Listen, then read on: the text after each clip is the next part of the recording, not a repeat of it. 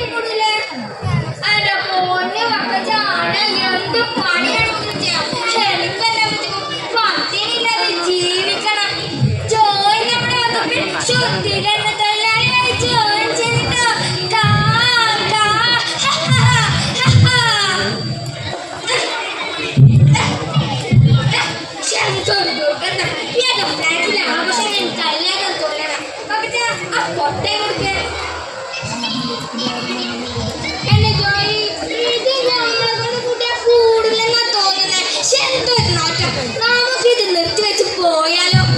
ഇല്ല, ഓരോ തവണ നമ്മുടെ കല്ലുമാണ്. പൊതുജനങ്ങളുടെ ശ്രദ്ധയ്ക്ക്, വീട്ടിലുള്ള മാലിന്യങ്ങൾ വഴിയോരങ്ങളിലോ പൊതുസ്ഥലങ്ങളിലോ അലക്ഷ്യമായി നിക്ഷേപിക്കുന്നത് ശിക്ഷാർഹമാണ്. മനുഷ്യത്വമില്ലാത്ത മനുഷ്യർ ഉള്ളിടത്തോളം കാലം ഞങ്ങൾ പുഴുക്കൾ വർദ്ധിച്ചുകൊണ്ടിരിക്കും. ഞങ്ങളടക്കം കൊതുകും ഈച്ചയും പാറ്റയും മനുഷ്യർക്ക് രോഗം വിതക്കും. എന്നിട്ട് മനുഷ്യരെ ഭൂമിയിൽ നിന്ന് പൊന്മലം ചെയ്യും.